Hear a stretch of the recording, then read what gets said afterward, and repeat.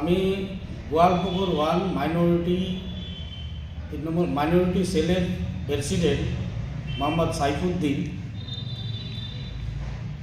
যে আর্টিকেলটা হচ্ছে যে পেপারে বেরিয়েছে, সে যদি সত্য না হয় তাহলে তো পেপারে লিখতে পারবে না, সে পেপারের উপরে কেস হয়ে যাবে, পেপার ব্যান্ড হয়ে যাবে। বিজেপি সরকার মূলত একটা ধর্মীয় সুড়সুড়ি দিয়ে হচ্ছে রাজনীতি করতে চাইছে, ভারতের অর্থনৈতিক অবস্থাকে ধ্বংস করে দিয়েছে। 2-3 জন হচ্ছে যে কর্পোরেট হাউসের কাছে এই সরকার বিক্রি হয়ে গেছে। না এখানে বেকারদের জন্য কোনো কর্মসংস্থান হচ্ছে, না হচ্ছে যে মানুষের অধিকারের স্বার্থে কোনো কাজ করছে। যেহেতু বিজেপি সরকার হচ্ছে ভোটটাকে নেওয়ার জন্য, ক্ষমতা ধরে থাকার জন্য একটা ধর্মীয় সম্প্রদায়কে টার্গেট করে রাজনীতি করতে চাইছে।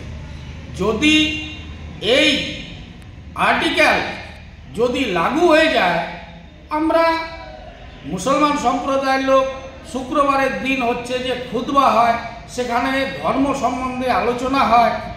এটা আলোচনা করার জন্য যদি পারমিশন নিতে হয়, তাহলে তো আরও বিভিন্ন ধর্মের হচ্ছে ধর্মীয় লোকের অনুষ্ঠান হচ্ছে, তাতে করে হচ্ছে হিন্দুদের পূজা হচ্ছে, ও কীর্তন হয়, তাদেরও হচ্ছে যে যজ্ঞ হয়, তাহলে তাদের ক্ষেত্রে পারমিশনের প্রয়োজন হচ্ছে না। এবং ইসলাম ধর্মের একটা মসজিদে খুতবা হবে, ধর্মীয় সম্বন্ধে আলোচনা হবে, সেখানে সরকারের কাছ থেকে পারমিশন নিতে হবে। এটা দ্বিচারিতা। এই দ্বিচারিতা আমরা হচ্ছে পশ্চিম বাংলার মানুষ, আমরা হচ্ছে এই দ্বিচারিতা সহ্য করব না। এর প্রতিবাদে আমরা হচ্ছে সোচ্চারভাবে এর প্রতিরোধ এবং প্রতিবাদ করব। এটাই আমি জনসাধারণকেও বলছি যে যারা আমরা পশ্চিমবঙ্গে আছি তারা একটু ভেবে দেখুন যে যদি এখানে বিজেপি শাসন আসে তাহলে আমরা কি ধর্ম আচরণ করতে পারবো?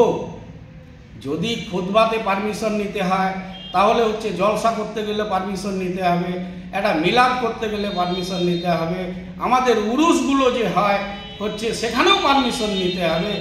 এই তার মানে কি আমরা সম্পূর্ণ ধর্মীয় অনুষ্ঠান থেকে করা থেকে বঞ্চিত হতে হবে।